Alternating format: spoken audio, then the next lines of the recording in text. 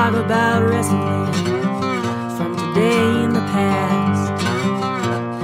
Johnny and Harmon are the main event podcast. It's gonna be a blast. Yo, hi, Big Bad Harmon. How are you? What's up, buddy? What's going on, you freak? That's me. Man. Freaks and Not... peaks over here, you know. Yeah, freaks and peaks. Oh God. Not too much going on, man. Jeez, I like running on like zero sleep. I was like snowblowing till like 1 a.m. last night. It was stupid and silly. Thank you, all day snowstorm. Yeah. Yes, thank you. Thank you, Mother Nature. Thank you, Maine weather. But after we got done recording the interview last night, I immediately went snowblowed, and it was a huge pain in the ass. But my car was already clean when I went into podcast last night, and so this morning, all the rain that fell yesterday then immediately froze my car and encased it in a chrysalis of ice. Ooh, a chrysalis. Nice. Nice vocabulary. There we go. Thank you, 6th grade science class. Thank you, word of the day calendar. Nice. Oh, goodness. So we have a very awesome episode tonight. I'm excited. I'm excited about this episode. This episode came out of left field, Johnny. It did. Out of left field. It didn't. It did, didn't it? It was we have Roni Big Bang Nicole on. You and I were both not too familiar with her. I mean, I had seen her like some videos on YouTube and stuff, but neither of us have seen her perform. No, like I just started to see her like creep into my news feeds and stuff. And then all of a sudden she was like, we put out the message there that anybody wanted to be on the show, go ahead and contact us, and bang, she was on it. So yeah, she was on it. She reached out. Big Bang. Big Bang. Yeah, she reached out to us. We were more than happy, thrilled to have her on. She's done a bunch of tours over in Japan. And that's kind of like where her bread and butter is. Back here in the States, she's based out of North Carolina. But man, we talk a lot about that. We definitely talk a lot about Japan. She could talk for days about Japan, and I could sit there and listen to it. It was such a delight. It's different when somebody's like bragging, but when somebody's like legitimately telling you like that they've like lived out their dreams. Yeah. In a story, it comes off way different. And her story, she could have talked forever, and we could have sat here and listened to it because she genuinely feels like this, you know, she's living her dream. She's doing exactly what she wants to do. Yeah, and she's loving it. She loves it. You know, and we asked her, you know, about coming to the States and doing more dates here. She says, you know, I really just want to go back to Japan. That's her home now, really. That's her wheelhouse, man. Yeah, she loves it. So, very cool, very cool cat, very cool story. We kind of dive into it right from the get-go. So we won't waste too much of your time because it's kind of a long interview and we want to get right to it. Before we do, though, we'll get into some quick plugs. You guys can check us out on Facebook, Instagram, and Twitter, Main Event Pod. Check us out on Podbean and iTunes. We have a hotline that you guys can give us a call, cut us a promo, do whatever you want on there. Ask us a question. We'll answer it if you want. The hotline is 929-260-3099. And we also have a Teespring store. If you guys want to get a Main Event Pod T-shirt or a hoodie or a sticker, or we got some stuff for the kiddos up there too, little kid shirts and stuff like that with our logo on there. So Teespring store, just go to teespring.com, search for us, and it's also on our Twitter and our Facebook. So go there. We're also fielding new logo ideas. If you've got new logo ideas, hit us with them. Totally. Could end up on your new free T-shirt or sweatshirt. Absolutely. We're always looking for opportunities like that. So, and speaking of cool gear, cool T-shirts and hoodies and all that jazz, strongstylebrand.com/main event pod. Go there, pick out some really cool swag, then go to checkout and enter code main event pod, and you will get 10% off your final purchase. Strong Style brand has the dopest gear. Awesome t-shirts, hoodies, joggers, shoes. Man, they got everything. They got everything over at Strong Style brand. I highly encourage everybody to check it out. You and I, Harmon, we're sporting the Strong Style brand merch all over the place. So, yeah. Love it. Snapback hats. Oh my God, snapback hats. My wife called a snapback hat a slingback hat the other day, and it made me laugh. She knows nothing, Jon Snow. No, I was like, that's not what that's called, by the way. That's called a snapback hat. But thanks for trying. But anyway, I'm liking the flat brim hats now. I think my new glasses help, not make my head look so awkward. You're a handsome man with the flat brim. So. Flat brim, glasses, beard. God, you're just you got hipster written all over you. Come check out this handsome man this weekend at What Wrestling. I'll be over at the Strong Style booth. There you go. So. Nice. There you go. Sunday, Providence, Rhode Island. There Big it is. Guy, slinging the merch. Can't miss him. Big guy, beard, flat brim hat, glasses. You know where to find me, Tennille. No, yeah. Formerly Emma. Gonna come at you. You know it. Yeah, awesome, man. Anything else from you, Harmon, before we dive into this interview? All right, let's do it. It's long, and I want everybody to hear it. Let's go. I know. All right, let's do it. Here is like somebody telling us how long our show can be, but still, we like to keep it a certain. Right. All right, guys. In a certain wheelhouse. Stop talking. Let's go. Oh my God, I'm trying to prep. All right, guys, listen up. It's Roni Big Bang Nicole.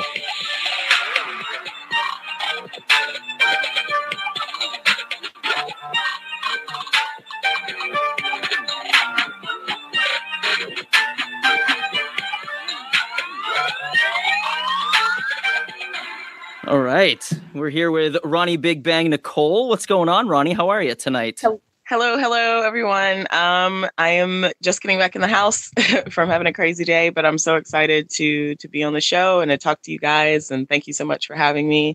I actually haven't worked up in y'all's area yet, so it's very cool to get to speak with you guys so that when I do get up there later this year, I'll hopefully have touched a few of your audience members and we'll be able to bring a couple fans to the show. But yeah, thank you again.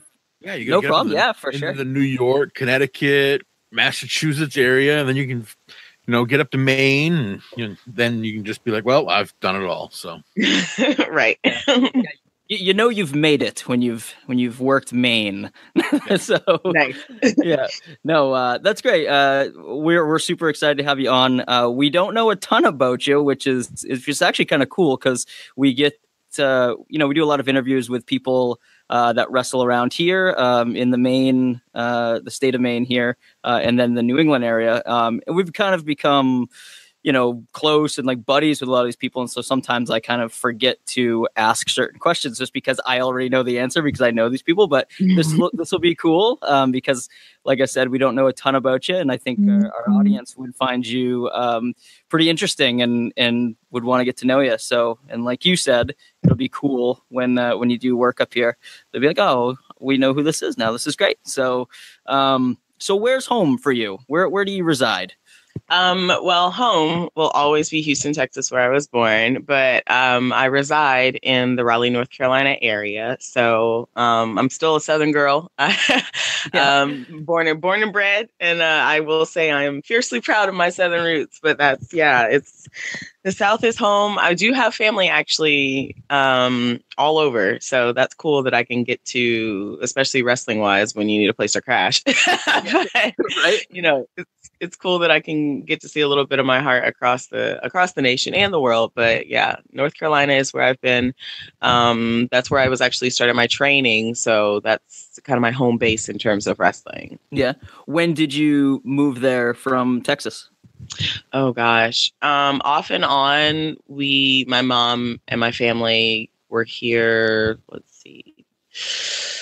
I think we settled here when I was in high school, so early 2000s. But for a lot of that, there was a lot of going back and forth. I have a lot of elderly family, and we all, try to take care of them. So there was a lot of that going on. But my formative years were spent in Texas. Texas and in parts of North Carolina. So it's a split, but I will always be a diehard Texan. Yeah. So there's nothing I would change about that. But yeah, but I do feel very fortunate that I did start my wrestling training here. Although if I was able to start in Texas, that would have been just as great. You know, there's a lot of great trainers and promotions in that area. So I know I would have been in good hands there. But yeah. Very cool. So you're still training in North Carolina. Who do you train with down there? Yes, I'm actually at C.W. Anderson's training school. His cousin runs, called the Fracture Factory. And so when I do get a chance to train, that's my go-to. Those are Dan Wright is the owner. He is my heart. He's put up with a lot of craziness for me, from bad wrestling gimmick ideas to just being a general nerdball in the ring. My original trainer was Nightstick Eddie Brown from Fayetteville, North Carolina. And big shout out to him and all the guys at Ring Wars Carolina. I love you guys so much. I miss you. But he's like my wrestling grandfather, and Dan's like my wrestling dad. And, you know, I feel really, really blessed because Dan was able to, you know, link me up with C.W. Anderson and Chili Willie from ECW and former NWA national champion Lou Marconi. So I was able to get a really, really good grasp of old school wrestling, really strong on fundamentals, really, really good on psychology with these guys because, you know, they came from a time where that's all there was. You know, there was no social media. There was no, you know, any way to see anything behind the scenes. And so it really was going in every single night into every territory and building from the ground up. And, you know, it's a lot in ways. I really wish I could have grown up in that time. Even with social media and wrestling and how cool it is now, to me, I'm always been a little bit of an old soul. So that traditionalism that they were able to experience, I really wish I could have been there. But having that passed down to me through my trainers, I do feel very fortunate to have that, you know, riding in cars with them and listening to how it was during those days and just getting that sense of what wrestling used to be in the locker room and how it was maybe not necessarily as a brotherhood as people think. There was a different era of brotherhood, if you get what I mean. Like, it was more, you know what I mean? Like they kind of valued certain things that I think we as the younger generation of wrestling don't value as much. And so it's really cool to have that set into my foundation. The training was terrible. CW, really? Especially Chile. Yeah. Oh yeah, they're hard. And, you know, CW went to Japan. So that was, I should have known that would have been my first taste of what it would be like. I didn't put the two together, but yeah, they worked me hard. And, Lou, just as tough. He's actually from the Cleveland, Ohio area, and he had a lot of old school NWA legends in his wheelhouse train him, and so I got all of that every training session. But it was really, really cool, and it was really magical to see those guys when they kicked us noobs out of the ring and got in the ring themselves, and it was no word spoken, but they knew exactly what to do, and they anticipated each other's moves in the ring. And it was just so cool to see how fluid they worked together. I remember thinking that I was sitting on the top turnbuckle watching Lou and Chili just chaining around, and they didn't speak for 15 minutes. It was crazy. And I was like, how on earth can you get there? You know, I just remember thinking that when I started, and I still am in awe because wrestling just, you know, it brings that out. I guess that's why everybody started or loves wrestling, because of that feeling of awe that you get. So yeah, sorry. I don't know if I answered your question. I'm kind of a rambler. It's great. No, I love guests that just take it and run with it. It makes our job super easy. So don't ever feel like you're talking too much. Just keep going, because that was great. That was awesome. That was fantastic. So you're growing up in Texas, and then you moved to North Carolina. When does wrestling kind of come into the picture? When did you just like see it and say, "Oh my God, I got to do that," or like when did you first see it? When I first saw wrestling, well, I saw Scholastic Wrestling when I was younger because I have older cousins who were in high school when I was in elementary school. So I would see their Scholastic matches, so I already knew in my head this was something kind of cool. Yeah. But it wasn't until I saw Monday Night Raw like the literal first episode that they went on the air with, and I wasn't allowed to watch TV growing up. My mom was very strict about schoolwork and that being saved for the weekends, and so I was sneaking after school one night.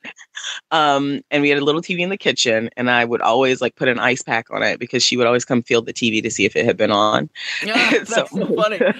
Genius. Oh yeah. Oh yeah.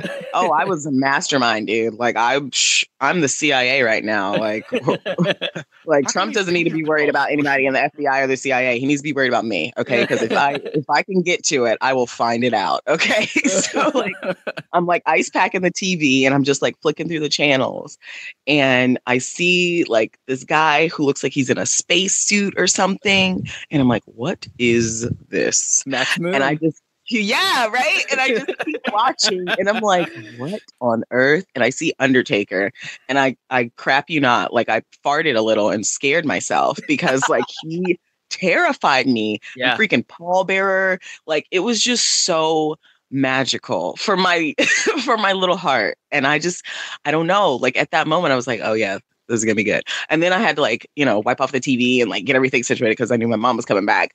But like that was it. I guess that's when the bug bit me. Yeah. Did that become like a weekly thing? You're like, all right, I gotta get the ice pack out, I gotta like do this. Yeah. Oh yeah, I had a whole little kit in my bag. Like I put the ice pack that I used in the deep freezer because she never went in there. But I had a little bag like with a little towel and a little step stool. Like I was ready, okay? And I started like getting yoo-hoos from the vending machine at school and putting those in there. So I had stuff to drink and getting little snacks. Like I was getting set. Do you hear me? Like it was a ritual for me. I don't even think I ever got caught. Like I just or either my mom figured it out and she was just like, whatever. Yeah. It wasn't that bad. But like, it wasn't like when I was sneaking and watching soap operas, but that was a whole different thing. But like, well, and too, it was like, it was still pretty tame. I mean, like they had, like, that was kind of like the cartoony era, like you said, the Max Moon. Yeah. Like it wasn't like Stone Cold, like flipping the bird quite yet, So right. My mom didn't have too much to worry about. No, and by then, the Undertaker was like straight out of like Scooby Doo. Like, yeah, it's true. Yeah. But I think it was for me, the pageantry of everything. And like, I was a pageant kid, so I did all of that stuff that was entertainment based or performance based. I grew up singing and taking dance lessons and horseback riding and doing pageants and theater and choir and church plays. Like I was always doing something performance wise. And so for me, wrestling didn't seem any different, except you actually got to hit people. Yeah. So that also appealed to me. So you were like, I get the spotlight and I get to throw bows. I get it. This is perfect. I'm so here for this.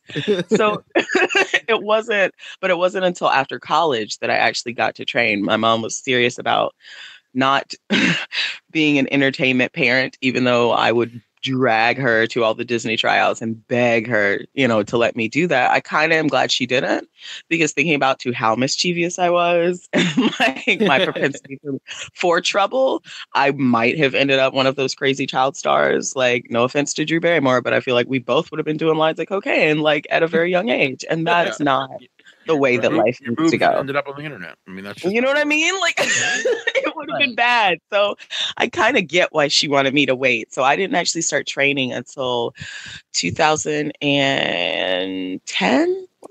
I think 2009, 2010, around there. Yeah. And so, it's been quite the journey to get to it. But everything that I ended up doing kind of led me to wrestling. I stayed dancing. I was a semi-professional cheerleader. I stayed in acting. I did indie movies and TV and all that stuff. So I stayed into something that kept my skills that you use in wrestling sharp. The only other thing that I needed to do was actually get good at the wrestling part. So, and I still do all of those things because it all helps at the end of the day. And anything that you can do to strengthen your character or strengthen your skills in the ring, on the mic, promos, whatever you can do, it'll all help. So it's all integrated into entertainment for me. But there's just something about pro wrestling that always has my heart, and that just can stop me and make me feel that way I felt when I was little. I was 8 years old, I think 8 or 9. And it just changed my life, and for the better, definitely for the better. You know, wrestling's taken me around the world. I've gotten to meet and see places I don't know if I would have gotten to otherwise. So it's been something, a gift, more so than, you know, it is my privilege to wrestle. I don't owe, like, wrestling doesn't owe me anything. This is a privilege that I get, and I feel very fortunate for that. Oh, I love that. I love that outlook on it. That's great. And what a good mom too, for being like, nope, you gotta finish college first before you do this crazy thing. Man, but you don't know, like, that fight was epic. Like, that was the first time I ever, like I said, I'm from the South, so you don't talk back. Like, nope. You don't disrespect elders. And that was like the first time I talked back. And I think I dropped like the S-bomb and like slammed my hands on the table. So I was like 3 for 3. And I don't know how I walked away from that. Okay. Because my mom would have thrown me off the top of the roof. You know what I'm saying? Like, that would have been your first lesson in wrestling. Time. Yeah. Right. Yeah. You know, so I don't know what happened, but that passion has stayed. And like, she's not a wrestling fan. But okay, let me correct that. She's not a fan of her daughter wrestling. My mom thinks she's slick. Like, my mom knows wrestling because she'll say stuff about like Dusty Rhodes and Ric Flair. And I'm like, what you know about some Ric Flair? And she'll just kind of like smile and like look away. And I'm like, okay, so everybody else can wrestle, but you only have a problem with me doing it? Okay, whatever. But now she's kind of seen that, you know, my heart, this is my heart, and I'm going to keep pursuing it. So when I tell her crazy things that'll happen, she doesn't really want to hear it. But then like 15 minutes later, she'll be like, well, this is what I would do to that fool, and blah, blah, blah, blah, blah. And I'm like, well, Mom, I thought you didn't. Okay. Oh, that's Thanks great. for your advice. Love you. That's awesome. I am not going to tell. I'm not going to tell the promoter that my mom said that she was going to beat him up, but thank you for that support. Funny. I appreciate it. Does she go to your shows like when no. she can? Mm-mm. No, my mom has actually never been to one of my shows. No. One day. One day. I bet it's gonna be like WrestleMania or something. Like, I bet it's gonna be WrestleMania, and I'm just gonna like be in the next female whatever, and they're just gonna job me out, and I'm gonna be walking up the aisle, and I'm just gonna look, and she's gonna be there, and I'm gonna burst into tears. Like, it'll be something like that. You know, but she's not. And or like over in Japan, like, you know, but nothing here. No.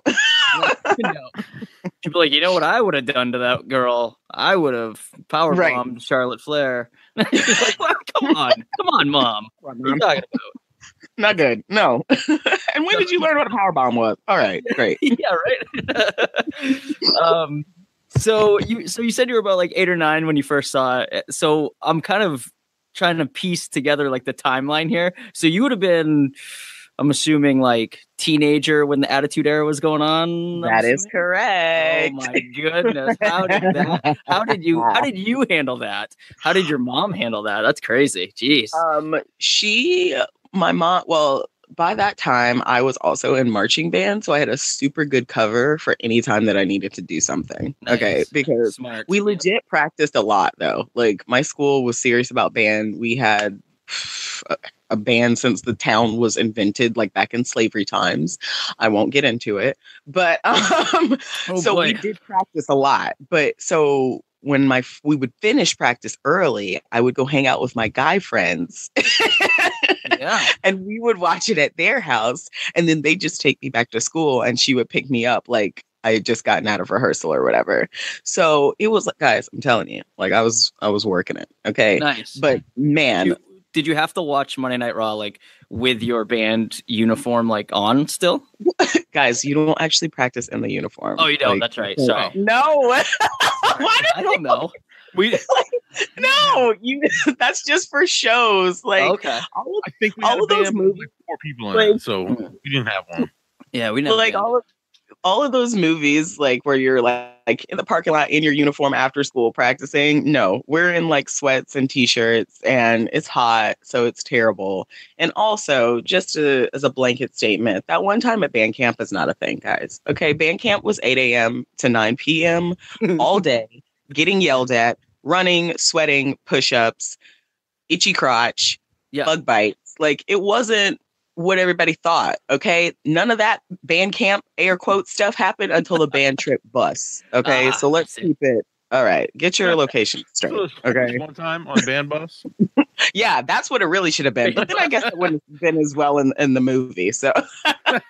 Nothing drives me crazier when I start a sentence and say, okay, so this one time, and somebody goes at band camp, and I'm like, oh my god, like American Pie came out 20 years ago. Like, relax, and it will never die.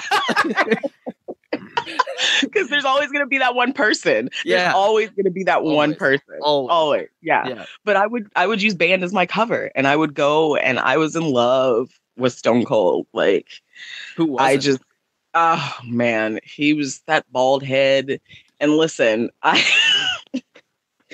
didn't know anything about like alcohol or anything. Like, I honestly didn't drink until I was in college. But a lot of my friends knew, like, their parents had alcohol and stuff. Johnny didn't drink. Yeah, I didn't either. So yeah, no, same. So I didn't know. So my friend gave me what is like the beer, but it's not beer, like non-alcoholic, like O'Doul's or something. Yeah.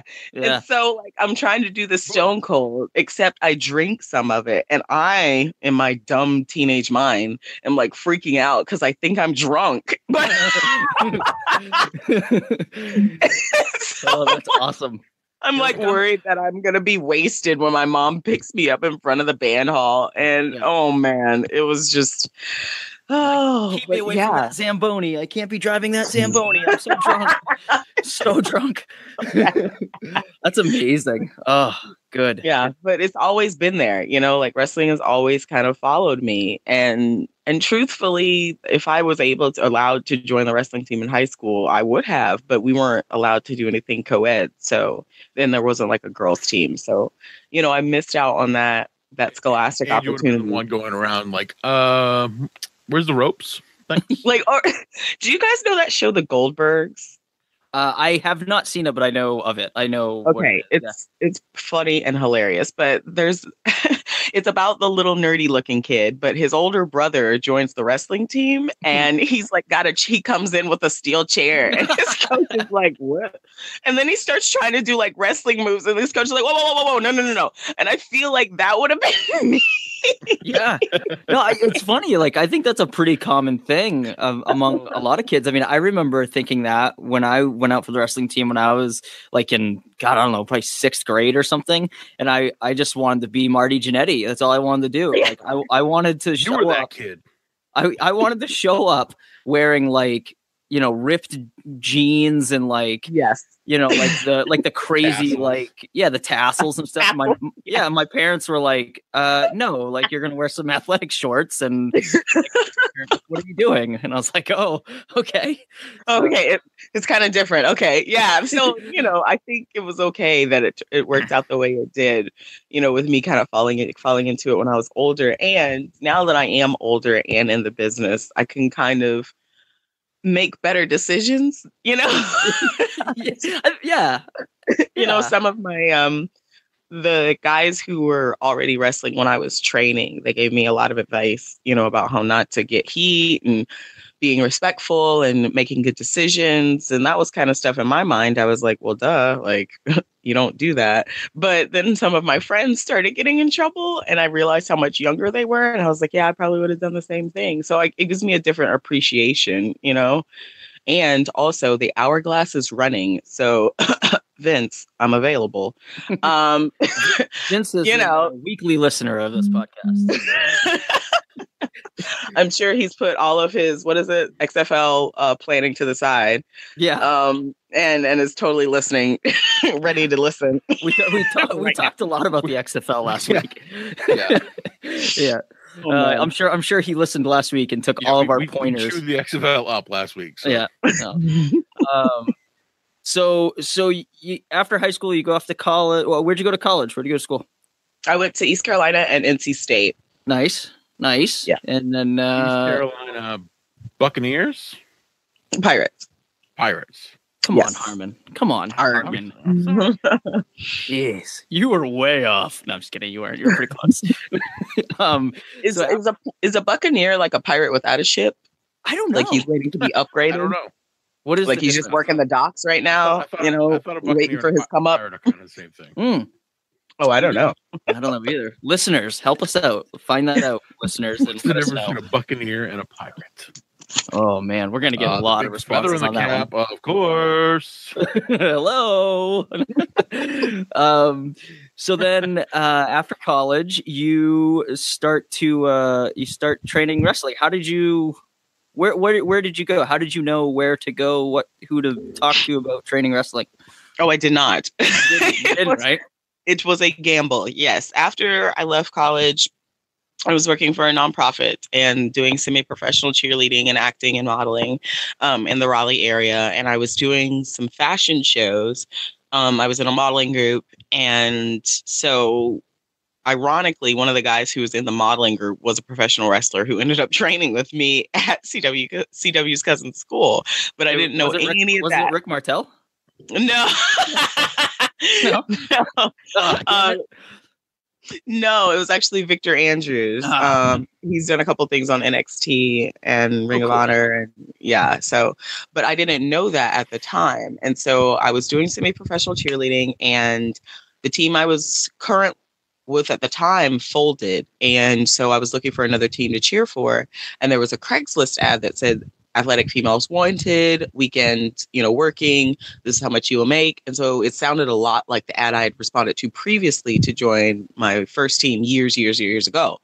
And so I was like, okay, cool, nice. So I emailed the guy. Sounds like an ad for Brazzers. Well, it wasn't in the adult section, so I wasn't like super sketched. But I emailed the guy, and we met up. And then he told me he was actually starting a all women's wrestling promotion in North Carolina because there wasn't anything like that here. And I was like, oh wow, that's really cool. And I was like, oh wow, this is it, because I had looked at websites that had training schools, and some of them looked credible, some of them didn't, but most of it was going to be I needed to relocate.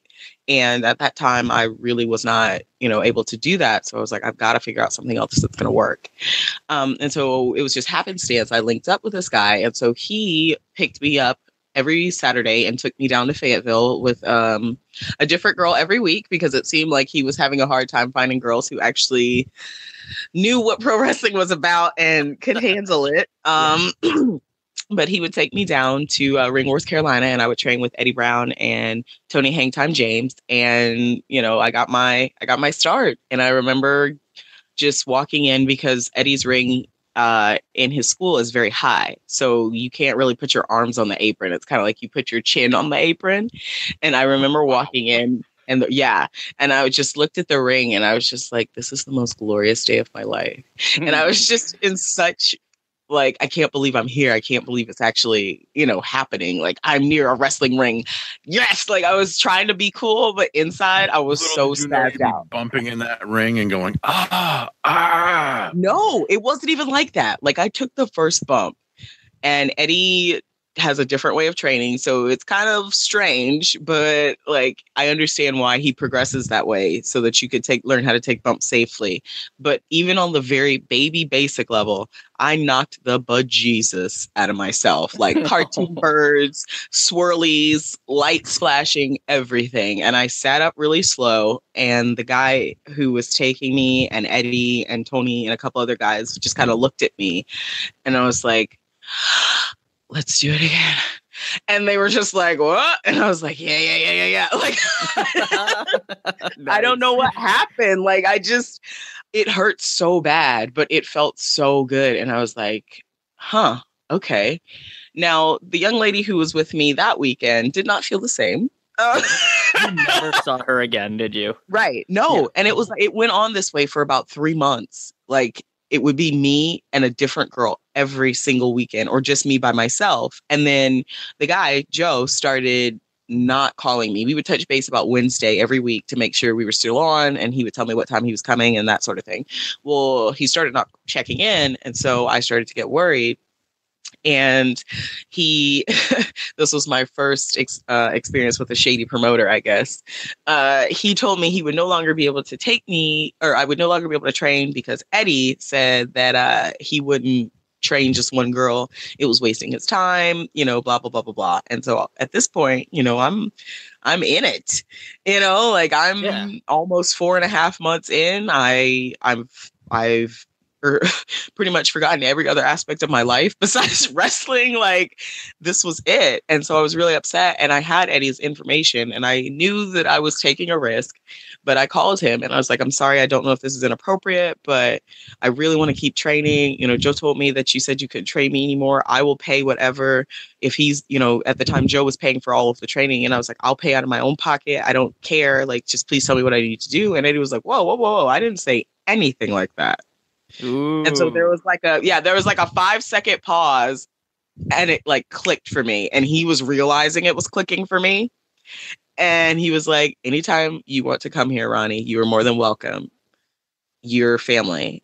And that was like, I burst into tears, and he was like, oh, because I cry a lot. Like, I'm a badass, but like, I cry a lot.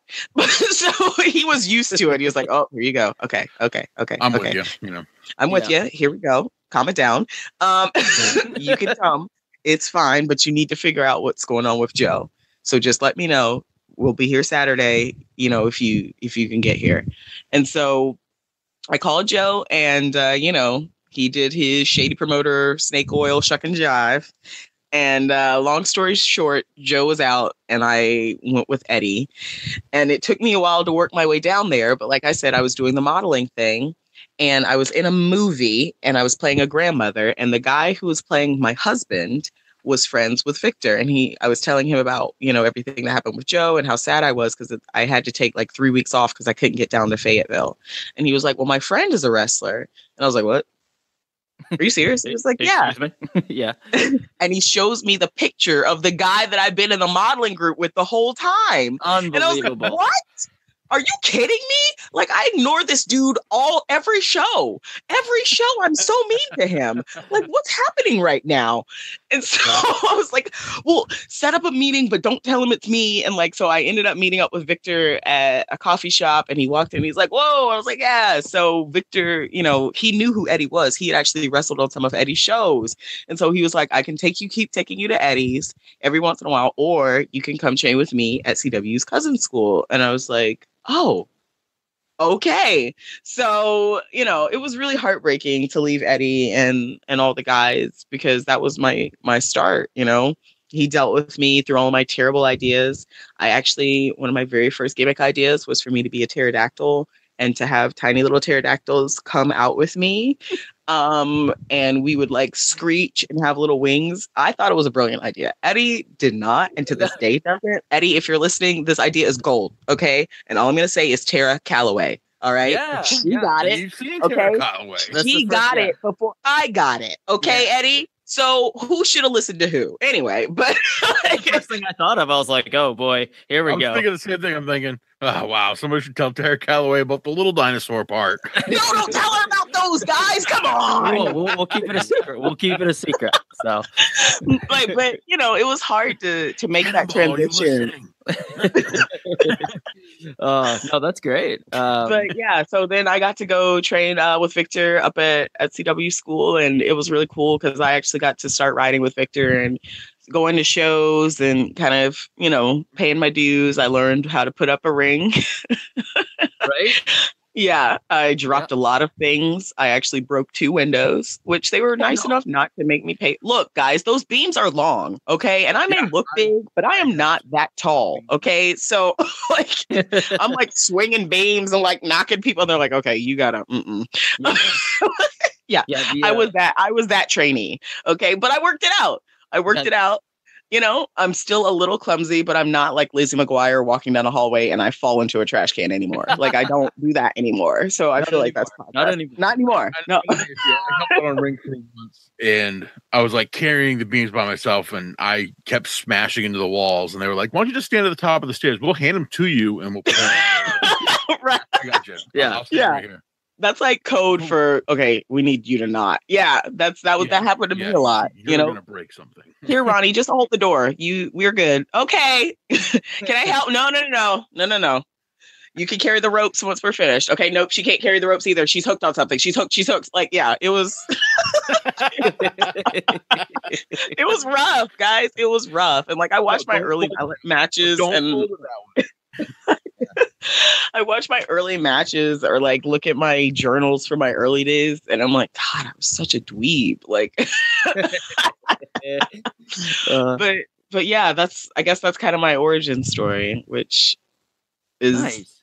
It's a great story. I love it. No, I could listen. How about listen to talk all day. how about It's great. How about getting to Japan? Oh man. Well, that actually came at kind of a sad point. I was actually getting ready to retire, as we wrestlers all do, 84 times before we actually retire. But I was kind of burnt out. I went from the time I started training, I did not take any breaks. I have been hustling for wrestling and hustling and hustling, and I did not balance life with wrestling, which I've learned that you absolutely have to do. And so I was hitting a lot of walls. I was getting a lot of negative feedback. I had actually some pretty nasty heat that was not really great. And so I was done. Like, I was so frustrated. And I was talking to, at the time, my travel partner, Timmy Luretton. And he was just like, you're not done. And I was like, yeah, I am. Because you put your soul into it every time you perform, every time you put yourself out there. And I was just so raw and I had nothing left to give. And that was partially my fault because, like I said, you have to have something else in your life to balance out wrestling. It can't be wrestling 24/7, 365 because you will suffer and then your wrestling suffers. And so, I also had run into a really unfortunate situation with a girl who had a name who wasn't really truthful about some of the things that went on in our match. And so that gave me a lot of heat in places I'd never even been. And so doors were getting slammed in my face. And I was just like, I can't keep doing this. And, we had come from a show where, you get used to it sounds messed up, but you get used to racism in the South. But we'd come from a show where there were some things that were said that got under my skin. And it just frustrated me that I was still having to hear these types of things after growing up in it. I didn't want it in wrestling, if that made sense. Like, you can't run from racism, but I thought this was at least a safe place for me. And it wasn't. We were wrestling in places like deep South Mississippi and Alabama and hearing things that I'm pretty sure my grandparents heard, but I never heard. So mentally, I was just in a really bad place. And so Timmy convinced me to not give up. And he was like, just come to the show with me and just see how you feel. And so the show was actually Steve Carino's promotion down in Hubert, North Carolina, PWF, Crystal Coast. And I went and I had a really good experience. It was kind of like being back at the beginning. It was an extremely small venue. It was a really small crowd, not in terms of like they can't draw, but it was just like a family show. So you had the same kind of crowd that came and, everybody knew everyone and it was a really friendly locker room. And at that time, Steve was still there. He wasn't at training center yet. So, he was in the locker room with CW and John Schuyler was there. And like, it was just a really, like, they had some really good, excuse me, vets in the locker room, to lead and to really give advice and feedback about matches. And, I just kind of felt myself coming back alive. And Timmy was like, I need you to talk to Steve about something. And I was like, what? He was like, I think you're really unhappy here and I think you need to leave. And I was like, okay, great. F you too, bro. Like, yeah, you're right. Like, you're my best friend. Like, what is this? And he was like, I mean that you have done what you can do here for now. You need to go somewhere else and conquer that place. And he was like, I think you need to try to go to Japan. And that had always been my dream. Like, you're talking about the Attitude Era, my teenage years. Yes, I loved it. But what I really loved were the grainy VHS tapes that one of my friends was getting of Japanese wrestling. So when I saw Manami Toyota and Aja Kong and Kyoko Inoue, I lost it. And I knew that's where I wanted to go, but I didn't have any idea how to get to Japan because I barely got into wrestling in the States. So I was like, I don't know what I'm doing. Like, what are you talking about? And he's like, just trust me. And so after the show, he was like, talk to Steve, tell him what you want. And it'll work out. And so I did. And then a couple weeks later, I got a message from my sponsor who invited me to go to Japan for my first 6-month tour with World Women Pro Wrestling Deanna. Big shout out to Yoshiaku Nakamura and Kyoko Inoue and Kaoru Ito and Ono Keiko. I love you all. I miss you very much. But, you know, I got to go. It was a whirlwind. He was, Mr. Nakamura was like, how long can you stay? And I was like, I can stay forever if you really want me to. But I was like, I can stay for a year. And so he was like, okay, well, we'll split it up. And so I left. Well, I missed my first flight because I had a Swiss Army knife in the bottom of my purse and went through security, and they attacked me like I was smuggling cocaine for the cartel. And so I had to reschedule my flight and get there a little bit later, which meant I missed a bunch of training and literally got off the plane and went to a show within a day. Yeah. So needless to say, that first show was rough. Off to a bad start already. Right. But one half of the beautiful butchers from Ice Ribbon, Hamako-san, I love you if you're listening. I doubt she's listening, but she was can't imagine. Right. I really doubt it, but you know, I gotta get my shout outs where I can. We're not big in Japan. We're not big in the Japan area. I don't know, guys. I don't know, because I'm gonna post it, so you may get a bunch of listeners. You never know. I can't wait. You never know. And remember, there's a ton of foreigners over there right now. A lot of my friends over there. So I'll, make sure I make them listen to my stuff. So. Good. Always do. But I actually tag team with Kagetsu, and I forget who our other opponent was. But after the match, which I realize now was not really great, but wasn't super trash, she came up and she was like, "You good wrestler, one more time." And I just lost it. Like I had no idea. I'd been in Japan for 2 or 3 days. It was super disorienting. I literally in my heart believed I did not belong there. I was so scared because that was the farthest I had traveled without a family member or somebody that I knew or somebody to reach out to. Like I was on my own. Yeah, that's a lot to take in for the first couple days.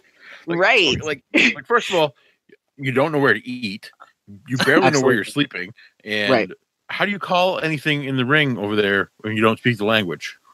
Well, in some cases it's a lot easier than you think, because a lot of the wrestlers over there, they love American wrestling and they love, Lucha Underground, and they love NXT. So they hear English. And so if you're calling a spot or you're calling the show, it's like, we'll plan out what the finish is. And then they have a section called easy, which means you kind of work it the way you would work it here. So you would chain wrestle, or you would do simple, high spots that everybody would kind of recognize.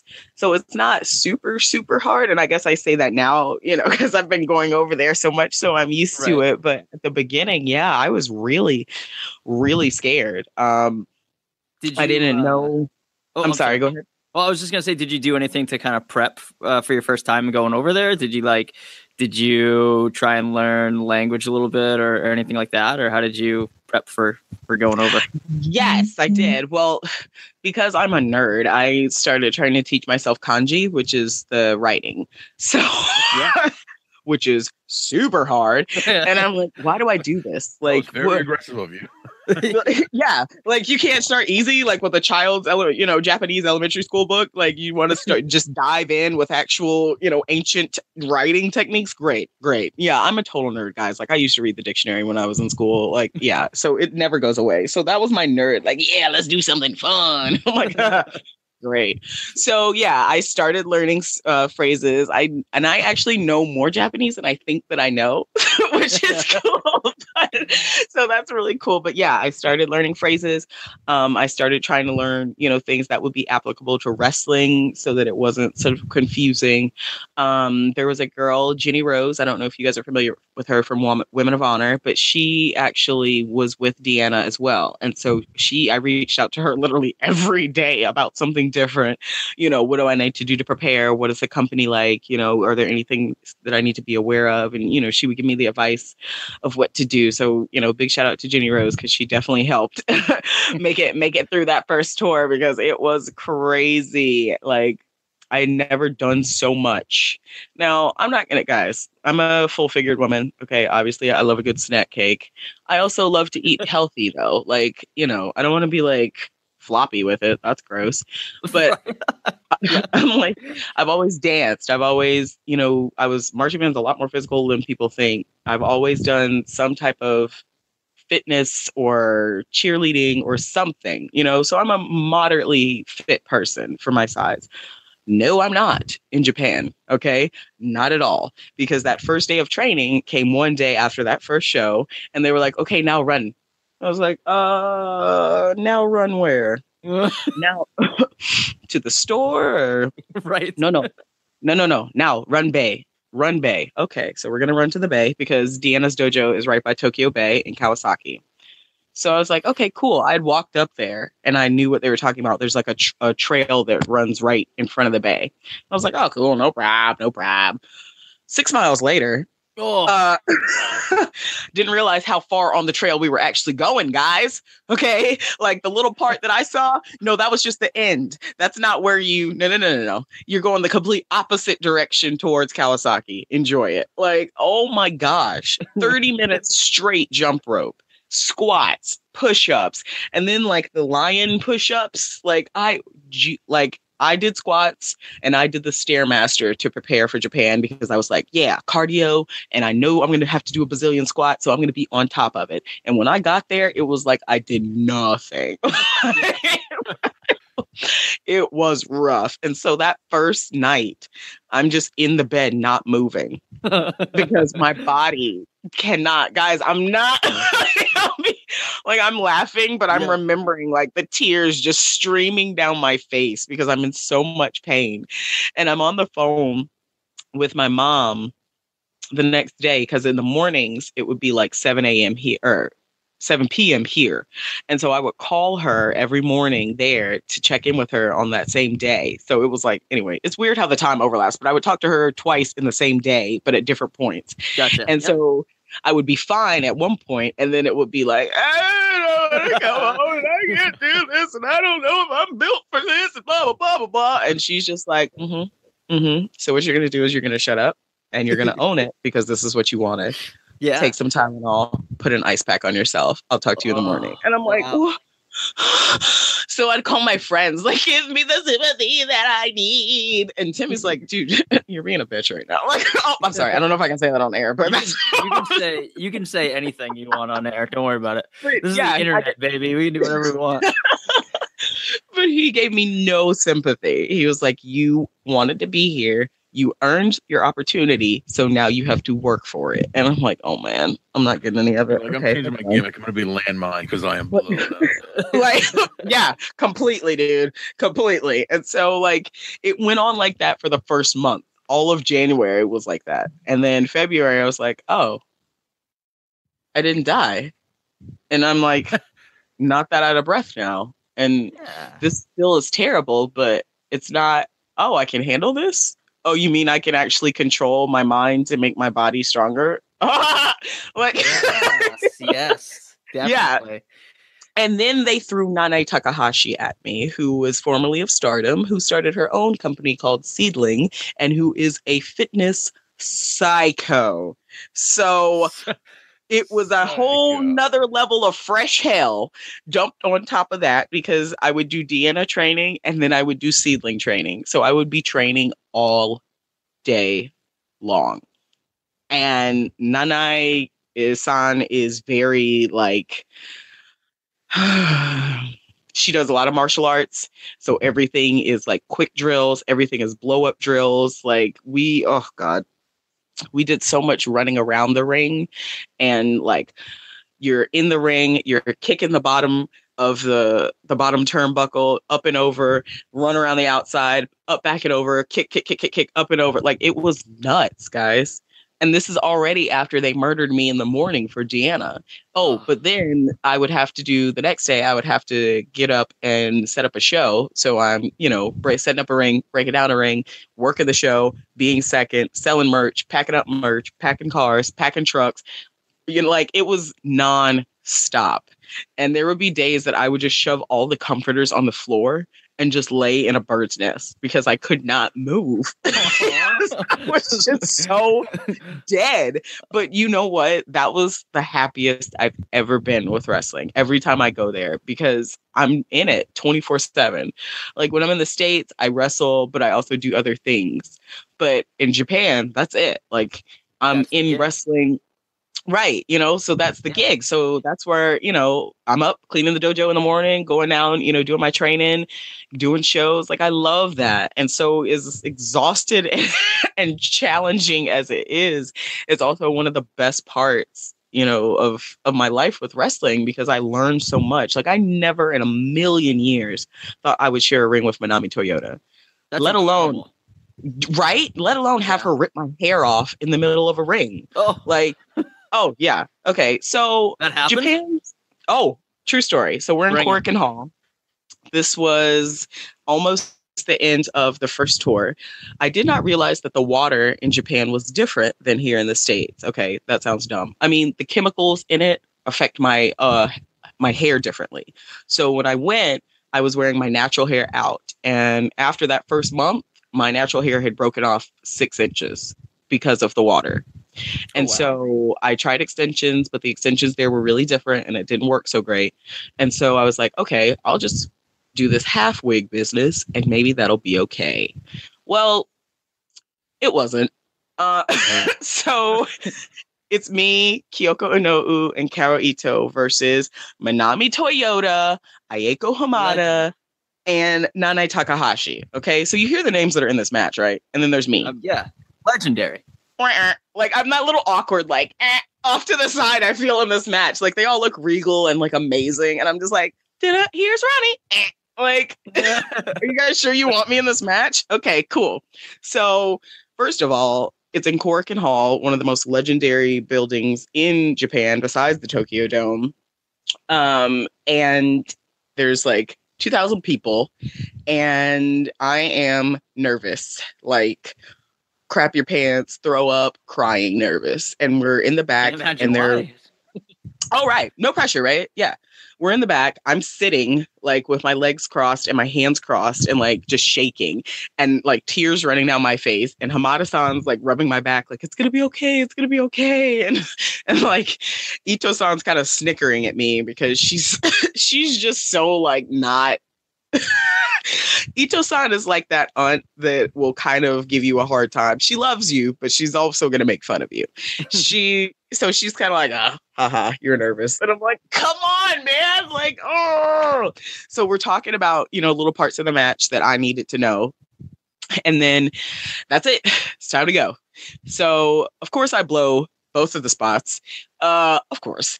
And then I get to my turn with Toyota-san. I forearm her improperly and clip her chin. Awesome. Oh, yeah. So I freeze like a ghost. And then I'm like, okay, let me get back in it because I'm a professional.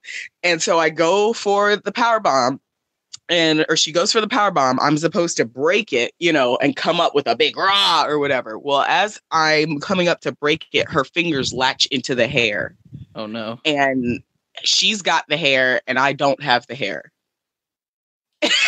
Like, no. Everybody's like looking around like, it just stops. Like the action just stopped. Yeah. Like everything just stopped.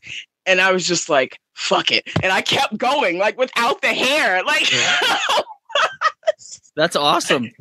Like I was so embarrassed and mortified and like upset that I messed up the match. And like, it was just so much. And so, of course, Kyoko Inoue gets the pin. And so for, in Japan, if you ever look at a match or if you're watching like New Japan or any of the things on or like Stardom Worldwide, you'll see all the camera people around the ring, Right. Yeah, they're there so that they can catch all the action. So they caught all the action that night. all the action that night. And so Inoue-san was like, hair. So one of the girls who was second had put my hair under the ring. And so like I put it back on and so that we could take the pictures and look, presentable or whatever. But you can see in my face in the picture that's in the magazine that I'm super like, oh. Oh, wow. Yeah. So that's not even the worst part, guys. So I had blown my knee that match, right knee. Yeah. So, I do the thing, we get the pictures, I roll out and I collapse going down the stairs and it was a wrap. Like, I don't even remember how they got me backstage, but my knee was super swollen. Like, I eventually did end up having to have surgery, but like, it was really bad. And I'm just embarrassed. I was in this match with these women who were so legendary. I was screwing up. I lost my hair. Like, I messed my knee up, like so many things went wrong. So I went downstairs. And a school teacher friend of mine, had come to the show and he saw how upset I was. And he was like, mate, it's going to be okay. Like, I can't do a British accent, guys. That was terrible. I'm sorry. Sorry, British people. Like, that was bad. That wasn't the best British accent. Mine always goes to Australian when I say I'm going to do a British accent. I always do an Australian accent. So like, I can't do I feel like every time I try to do the British accent, I sound like Oliver Twist and it's like real Cockney and like not like, I don't. If I'm going to be British, I don't want to sound like poor British. Like, no. Right. So scrap that. But he's British. So accent in your mind. And he's trying to console me and make me feel better. And we're downstairs in Corkin Hall and he's like giving me a hug. And he's like, it's going to be okay. We'll go get a pint after you are finished. And I was like, I don't want a pint. Like, and I'm just like crying and snotting. And I'm like, and I lost my hair. And he was like, yeah, mate, that was pretty bad. But at least, it looks like your natural hair is growing back. And I'm like, you're so terrible. Like, I'm just losing it. Okay. Little do I know that a fan who had been stalking me since I arrived was seeing this exchange. Okay. I didn't know this. I get back to the dojo and I have 84 messages in my inbox from this fan. Goodness. Calling me a whore and a slut, saying that I misled him and he saw me having a love scene and I'm a terrible person. And he brought me gifts and he wants his gifts back. And I'm like, I don't even know what gifts you're talking about, dude. And like on cue, the day the secretary for Deanna walks in, is like, Nicole, gifts for you. And like dumps all these presents in my room. And I'm like, so which of these is yours? Because it wasn't all from him. And I'm like, oh my God, what is happening? Do you know that he messaged the Deanna website and was talking about how I was a terrible person? He was posting on Facebook. He was messaging my friends, guys. Like, it was crazy. Dude, some people are just absolutely nuts, right? It was like bonkers. This is just crazy. Right.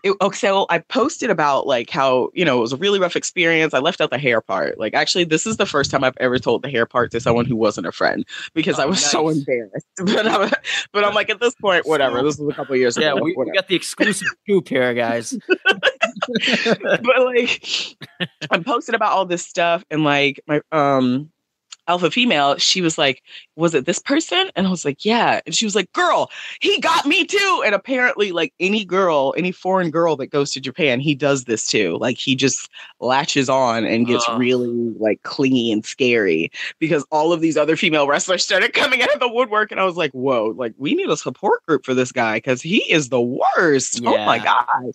Now that's one side of the fans. And then, like I said, the flip side is the others are amazing. Like, they would bring me gifts and I'm like, you guys don't even know me. And that match was really bad. And you guys still think I deserve a gift? Like, how kind are you? Yeah, that's awesome. Like, yeah. Oh man. Japanese fans are amazing. Like I've never felt more supported than there. Like it's just so incredible.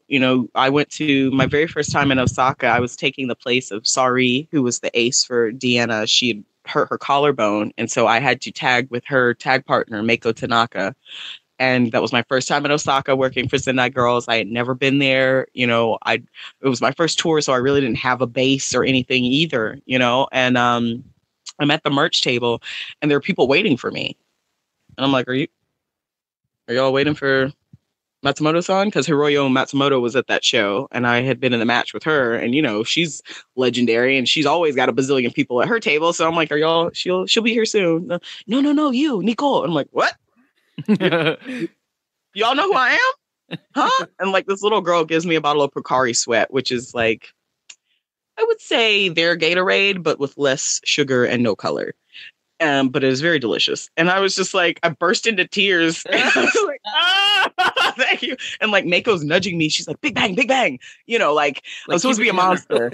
Right. Like I'm supposed to be a monster. You can't be like crying over Pocari Sweat in the middle of the merch area. Like, that's so funny. Hey, Fabe over here. God. Yeah, right. Is that a thing? Like, do you have to like kind of like keep it together? Like you can't. Absolutely. You have to. Yeah. You have to. I had gone to a Noah show with some of the girls from Stardom, and a fan had posted a photo of us all together. And I got a message from not the president, but my boss saying, "You need to take that down." And I was like, whoa. Yeah. And like, even with the young girls, we had baby faces. Like, it's great. Oh, it's so serious, but I get it because it is wrestling. Kayfabe is super alive over there. People don't know what's going on 9 times out of 10.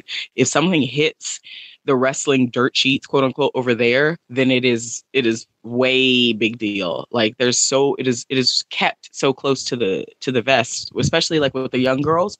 The young girls come, maybe they leave. Some organizations take girls as young as 12. Some don't start till 14 or 15.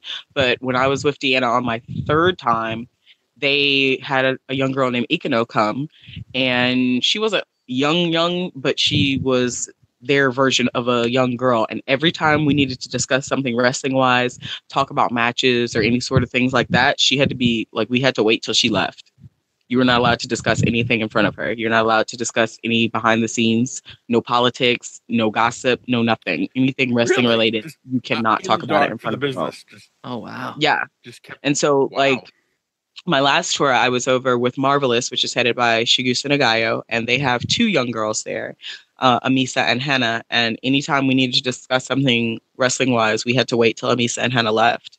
We're not allowed to, talk about anything that would give them any insight to the business in front of them, which is super hard, because you're just sitting around with other wrestlers, just talking, kind of shooting the shit, and you don't realize that, also you're 14 years old, so you don't need to hear some of the stuff I'm saying right now.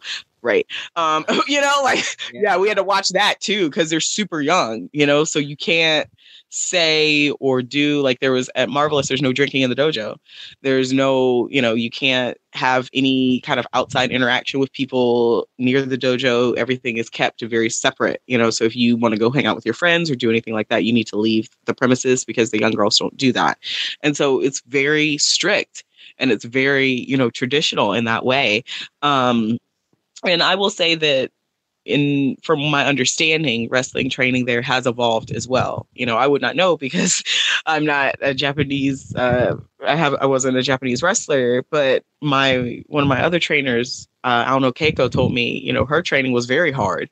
She stayed in the dojo. She was not allowed to drink or smoke or see boys or do anything but was wrestling related. They literally trained all day. They had no break. You didn't have a life outside of the dojo. Everything was all dojo, everything. And so she, and some of the older women who would tell me, about their experiences, the wrestling training has evolved there, but it still has that vein of traditionalism, and dojo is a sacred place. It's a sacred teaching place. So they really try to keep that, there. And I think that's important, especially for people who are coming up in wrestling, so that they have a good foundation and they have that respect and they understand why it's so sacred and important what we do, because it is something that is timeless and universal and international. It's very special. So yeah, I could talk about Japan for 34 years, by the way.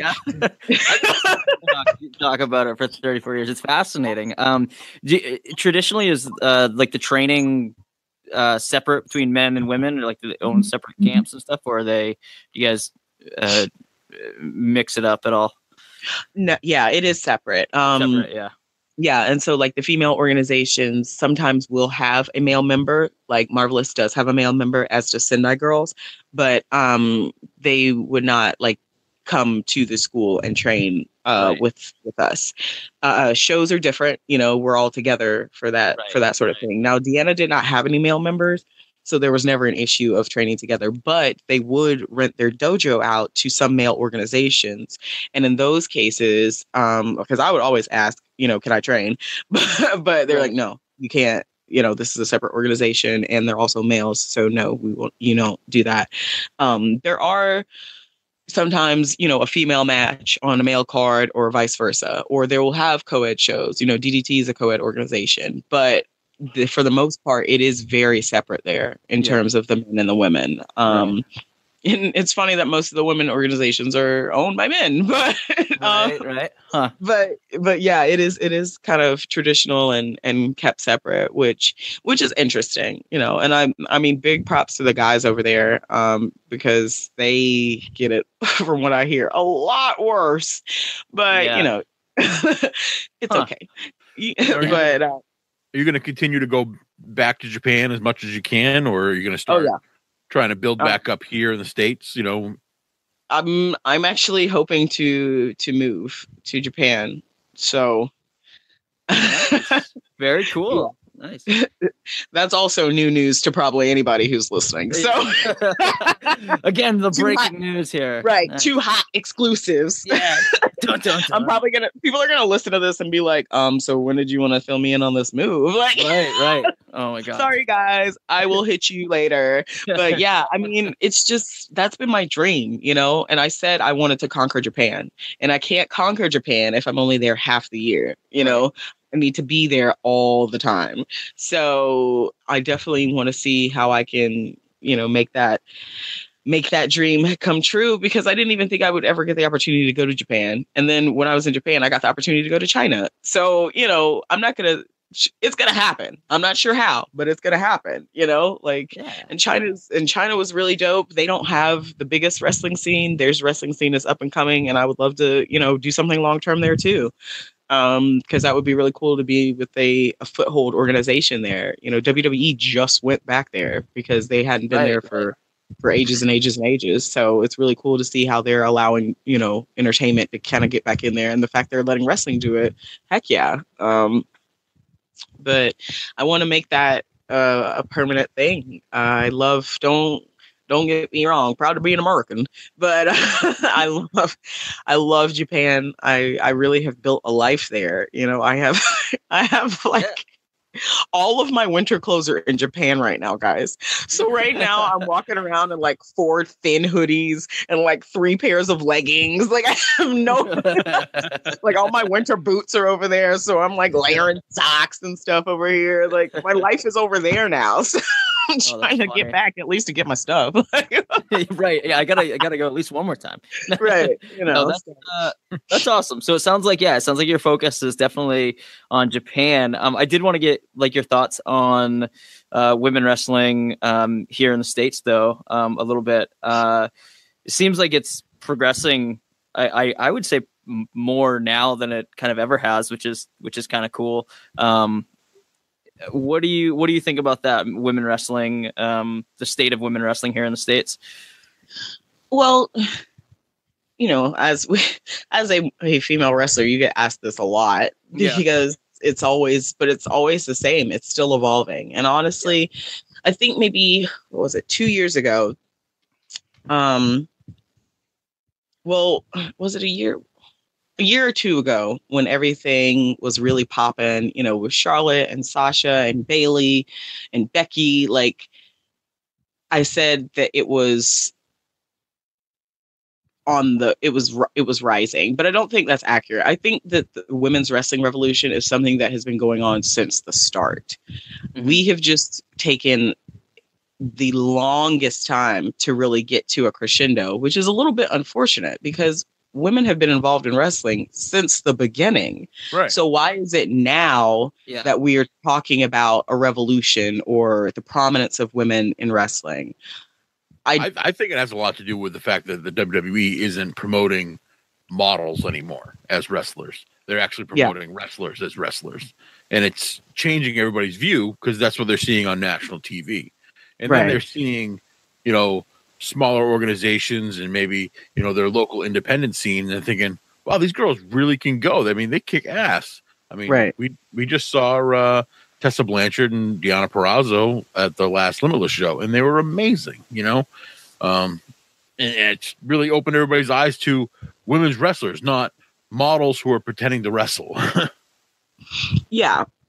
But the flip side of that is, in terms of women, if you look at the roster right now, I see a lot of really beautiful, talented individuals. You're talking about WWE, right? Yes. Yeah. Yes. But I don't see the variety that I should see in 2018 for women's wrestling. Agreed. Where Yes. is my Thunder Kitty? Where is my Jessica Havoc? Yep. Where is my Rosemary? Where is my, well, she just got there, Candice LeRae. But like, yeah. There's the variety is just not where I want it to be just yet. Do you get what I'm saying? Because even though I totally agree.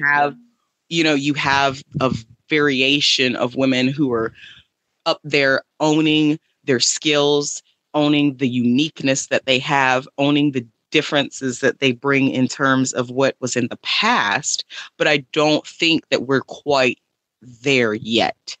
And it's kind of like, well, when are we going to get there, guys? Right. I think that the Mae Young Classic was a really good example of where we need to get to and stay. Where is my alpha female? I want to see La Rosa Negra. I want to see Mercedes Martinez. I want to see Piper Niven. Right. Yep. Oh my God, Viper? Are you kidding me right now? Like, I know, dude, I want to see that. And especially as a larger female, I want to see that because we're here and we're not going anywhere. And I fell in love with her during the Mae Young Classic. Oh my gosh, she's incredible. You got to watch her. If you haven't seen any of her stuff in Stardom, you got to watch it because she's phenomenal. You know what I mean? And she's like got the most beautiful accent I've ever heard in my life. And she's gorgeous. Like, I feel like she should be on a mountain in Ireland, like with her hair blowing with a basket of muffins or something. I don't know. But like, she's like gorgeous and talented and sweet and beautiful. And that's not the reason she should be on TV. But I'm just saying that that's who she is. But, right. But like, I want to see more variety and I want it to be more accepted to be different, because I do feel that one of my friends who is gorgeous, she is super tall, very thin, and they told her that she was over the weight. What? Now, this was a year and a half ago, and it wasn't like they directly told her that she was heavier, and she's not heavy. It was just, they said for television, she needs to get a certain way. And I get that, because for TV, yes, I get it. But if you watch any other medium, you get variety, and that wrestling shouldn't be the only thing that caters. Like, we shouldn't fall into that category of catering to one audience, because you have wrestling fans everywhere. Wrestling touches every facet of life. Do you know how many rap songs that you'll hear wrestling references in and you don't even think about it? Do you know how many writers or TV, screenwriters, they put pepper in wrestling into television sitcoms, and you won't even catch it unless you're a wrestling fan. Yeah. Like, it's everywhere. It permeates every facet of life. And I think that every person should be represented in some way. I'm so glad that they are having more minorities be represented, from Asia, from Mexico, but we're still, lacking in terms of other countries that may have these phenomenal athletes and just not have a platform for them to be seen, or the way, for these athletes to get to that platform to be seen. And I think it's a duty as one of the forefronts for wrestling in the world. It's WWE's responsibility to reflect that. Am I trying to tell Vince how to do his job? Kinda. But I also know that any corporate company has a diversity spiel. You know what I mean? So WWE should not be any different, because anywhere you go, the culture of diversity is grown and it is important and it adds value. Why is everybody going nuts right now over Black Panther, besides the fact that it's going to be the dopest movie in America? Because it's one of the very first and few movies that portray African Americans and a superhero. Think about all of the little kids who have never seen anything like that before. And this is their first time seeing that. That's some little child Superman, you know, that's to equate that, you know. So I believe that it is important for everyone, if you have the opportunity, to represent everyone, all sizes, all shapes, all colors, because we're all here and we all love wrestling and we all love it because of the way it makes us feel, not because of the way that we look. Sorry, I can get on a soapbox, guys. It's beautifully said. I love it. God, I love using wrestling as like that bond for everybody. It's fantastic. And those references that you're making, or that you said that people make, and like you wouldn't catch them if you're a wrestling fan. I always catch them, even if they're not a wrestling reference. I'm like if somebody says like something like, you know, I'm trying to think of one that happened. Somebody said, like, use the word like undertaking, and I'm like, I'm sorry, did you say Undertaker? What? You didn't say Undertaker? Okay. Oh, you don't know who the Undertaker is? Well, let me tell you who the Undertaker is.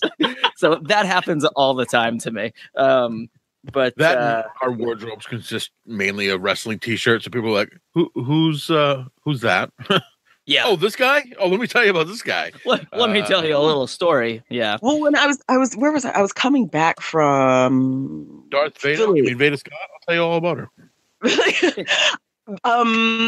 Love her. She's so sassy. I was coming back from Philly, and I was in the airport in the bar, and this guy walked by with a Too Sweet shirt on, but it's under like a blazer, so he looks like he's, you know, super cool hipster, but I see like the, you know, the Too Sweet, and I'm like, oh yes, I'm so here for this, you know, like it makes me excited to see that kind of stuff, you know. Or like on my flight back from Japan, I was between a really old guy who I thought was honestly going to cough to death, guys. Like, it was kind of scary. Oh, no. Because, like, you know, they talk about that death rattle that old people get in their chest when they cough. Yes. He was doing that. And I was like, oh my gosh, sir, are you okay? Like, I was so scared, guys, because like, you don't get a free plane ticket if someone dies next to you. It's not like if your roommate dies in college, you get to pass the semester. You know what I mean? Like, right. It was kind of scary, but he made it off the plane though. So that was good. But I was sandwiched between him and a little lady who had, her grandson was in this aisle across from us, but he was sitting in her lap sleeping, and he had a little "you can't see me" wristy thing. And this is like a tiny guy. Okay. Yeah. Maybe 3 or 4. And I'm like, I can't see you, cutie. Like, you know, like, I'm so excited because I'm like, yes, this is my life. I do this. I'm so excited to share this because it does connect people, you know. There's and it doesn't matter if you like Lucha Underground or you like that fast, you know, flippy wrestling, or you like the old school, you know, NWA Crockett wrestling, you know, like whatever you love, it's still wrestling, and it still brings us together because it's amazing. I'm sorry, go ahead. I love when it involves like kids too. Like, I have a 4-year-old, and we do like the Too Sweet. He doesn't really know what it is, except for Finn Balor and AJ Styles do it. but like, it's just so cool. And then, like, you know, there's at my work, you know, like I work in retail. If a kid comes in with like a shirt on, I'm just like, oh man, like this kid's a Cena fan. All right. I mean, I guess, you know, like, but I'm still like, it's still wrestling. It's awesome. I love it. So, right now, I have a Cena towel. I don't care. Okay. Anybody can judge me. I don't care. Fight me, bro. John Cena is the greatest. Do you know why? Because this man has put it down for how long? Year after year after year, he shows up and he does his job. He tries. He makes little kids love him. He makes older people hate him. He makes the guys, and from all accounts that I've heard from my friends who are in the locker room and who've interacted with him, he's really a good, kind person. Like, it's hard to stay that way in entertainment. You know, like, it's hard to, especially in wrestling. So for him to be able to be a good person and to really own and love what he does and share that with us. Yeah, dude, like, you get your props for me. You know what I mean? Like, whatever. No, I mean, as much as everybody like kind of shits on him and says, "Go the whole Cena sucks" thing. It's like every time we do like a fantasy draft on this podcast, I always like draft Cena. I'm always like, he's my guy, you know. So he's my guy. You know, he's my guy. Now I'm gonna say, wrestling wise, my guy will always be Eddie Guerrero. But I gotta give Cena his due, because he's gonna be that vet to the, so he already is, but even, further down the line. So you gotta pay the respect where the respect is due. But I was saying I have his towel and I have Jaguar Yokota's Crisis, which is her heel stable in Japan, her towel hanging up in my room because, I'm still a mark for it. Whatever. Yeah. No, it's great. It's still real to me, damn it. Oh, if you could only see the room that I'm in right now.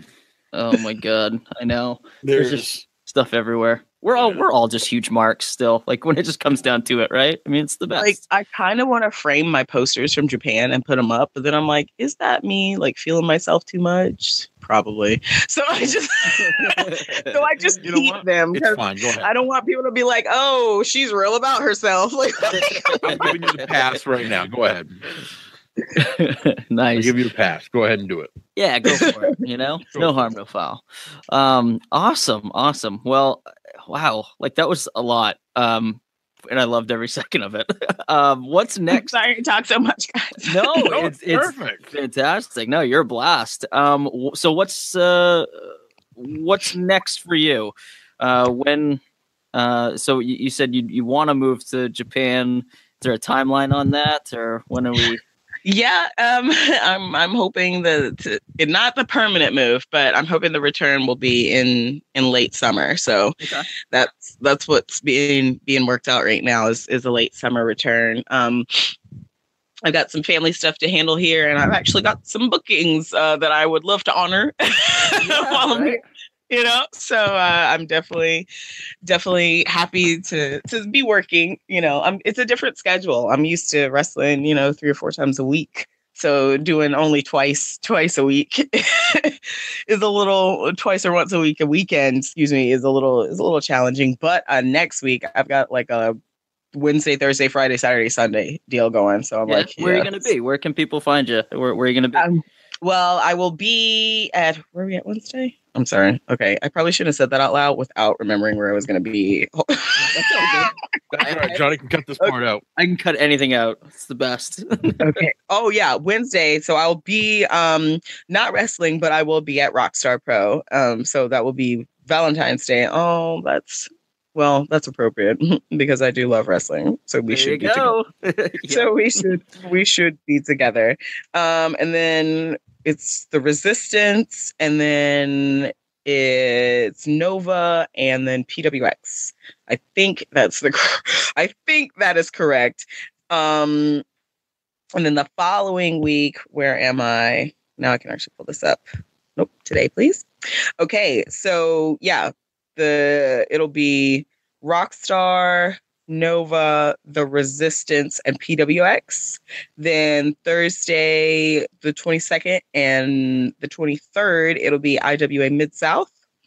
Then that Sunday I'll be taping for Slammin' Ladies. So anybody who would like to order your customs from the wonderful, legendary Lexi Fife through Slammin' Ladies, make sure you go to slamminladies.com and check me out on the customs lineup.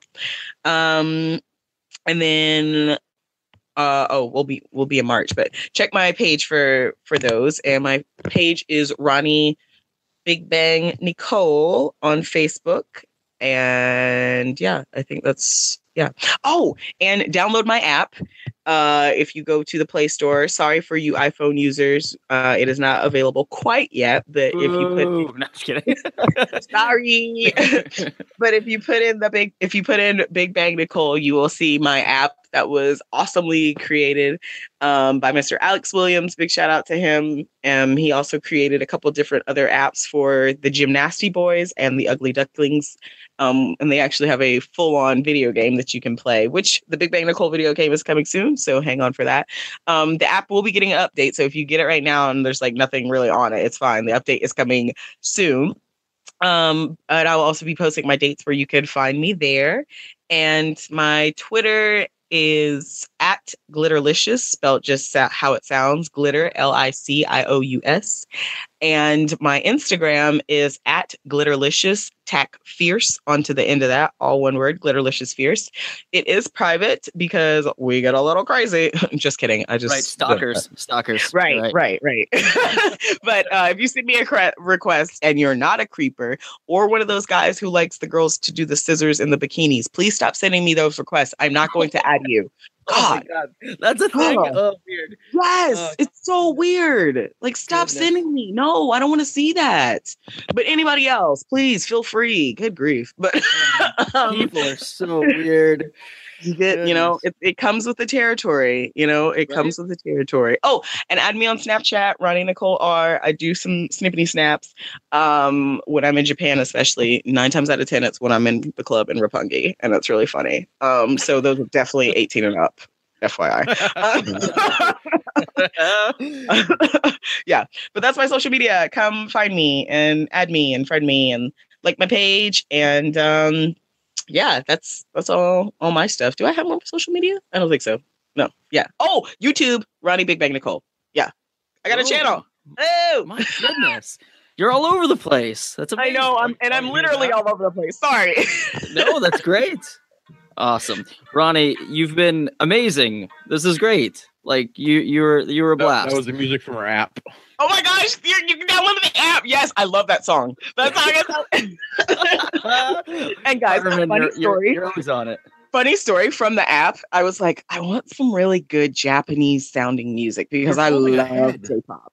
Yes, I know, because my moniker is the international headhunter because my lariat is sick nasty. Yeah. Not Stan Hansen sick nasty, but I'm getting there. Nice. But yeah, so I asked him if I could be holding a severed head and throw it. And he was like, ... Like in the messenger conversation, he's like, okay. Big shout out to Alex because I had so many random requests and you'll see it in the app. It's everything I wanted and more. Like, and I can't wait for the update because the changes are going to be so cool. And I think that Light from Death Note is still in there. I don't know if he put Light or L. I don't remember. But like, there's all these different like anime references that are going to be peppered through. It's so fun. Like, I love it. But yeah, that's why I'm holding the head. But this song, I was like, man, I want a really good song that reflects Japan. And then I was like, but I also want trap music. And so I put Japanese trap music in and like all this stuff came up and I was like, wow, this is a whole sect of music I did not even know was a thing. Yes, I'm so excited. Nice. I love J-pop and K-pop, guys. I'm not going to lie. But man, Japanese trap music. Check it out. It's hot. That's where it's at. That's the new thing. It's a new thing. Yeah. I'm gonna try to go to sleep tonight to Japanese trap music. See how it works. Goodness, yeah. I'm gonna look it up immediately. No, awesome. Hey, Roni, awesome. Thank you so much for coming on. It was a blast. You're the best, and I had so much fun. Thank you so much for having me. Yeah, and we'd love to get together if you're up here. If you ever get do a show up here before you head off to Japan or something, let us know. We'll meet up. Something would be cool. So yes, absolutely. So Maine promotions, get on it. Book Roni Nicole R at gmail.com. There you go. Cool. Thank you so much, guys. All right, thank you. There you go, Harmon. Roni Big Bang Nicole. What'd you think of that? I think I got 6 words in, maybe 7. Yeah, that's good. That's the way we like. I didn't have a lot to say. She was just so, engaging with her conversation, that I didn't have to engage. She was just right on the money. Yeah, man. She was awesome. What a blast. Yeah. Yeah. I hope to see her live someday soon before she takes off back to Japan. You tried to convince us after going to Japan doesn't cost that much, guys. Just fly out of Washington State. Yeah, I know. Fly to Washington State first. I know. It'd be a cool trip for sure. It would definitely be a cool trip. But so anybody in Japan that want to sponsor us, we're available. Right? Yeah, we're available. I'll even get in the ring. I don't care. Right? Yeah. Take some bumps, man. Over there. Yes. Yeah. You'll be like the Vader of podcasting over there. Right. Yep. Nice. Very cool. I put on a bus, little tiny hotel rooms. I'll be able to go through the door. I know. Oh goodness. So Bed's yeah. only 4.5 feet long. What the fuck? So You probably love it. You'd be a giant among men, me over in Japan, or at Oh, least boy. average height. or at least average height. Yes, I'd bring my height up to average. Perfect. That's what I've always wanted. Yes. Oh man. But yeah, any wrestling fans out there, promoters, I highly encourage you to reach out to Roni Big Bang Nicole. She's awesome. So that's it, man. That's it. That's the show. Once again, strongstylebrand.com/main event pod. Get there, get your swag on, get your 10% off by entering code main event pod. Harmon, where are you at on the old social media bubble? At Harmon 316, at Big Bad Bub Harmon on Instagram. I'll get it one day, man. One day you will get your Instagram. Oh, unbelievable. I'm not at today, but not today. I'm at Johnny Fashion on Twitter. What's up? What do you got? Jumping on, I wasn't done yet. Remember, come see me Sunday at Fet Music Hall for What Wrestling. That's Wrestling Has It Tomorrow. I'll be at the Strong Style booth. So There you go. Slinging that merch. That hot merch. Nice. You give I'm me a 20, on. I give you a shirt. It's easy. It's a really easy transaction. Yeah. I'm on Twitter at Johnny Fashion. You guys can check out the show's Twitter at Main Event Pod. We're also on Instagram and Facebook at Main Event Pod. Podbean and iTunes is where you can find us. We got the hotline 929-260-3099. And of course, we got the Teespring store. Go get yourself some sweet Main Event Podcast merch. That's about it. Harmon, you're the best. You're the best wingman in the game today. You're the best producer / host in the game, because I was thinking about it earlier. I'm like, I only have to care about podcasting like one night a week. Yep. You have to deal with it after that, and then do. make sure it goes out on Friday. And then all I have to do is go, yeah, I guess I'll share it. Yep. I know. I do a lot of work on this bad boy, but you know what, man? I love it. And I love being part of the wrestling community in whatever our weird niche is. You know, I love it. That's why when I'm getting all the praise, I'm like, it's really me and Johnny. Do you get all the praise? Nice. That feels good. That makes me feel real great. No. Awesome, man. Well, hey, like always, thank you for joining me. Listeners at home, thank you guys for listening. We'll catch you guys later. Listeners in your car, we love you too. What? Where's your bite? You missed it. Whatever.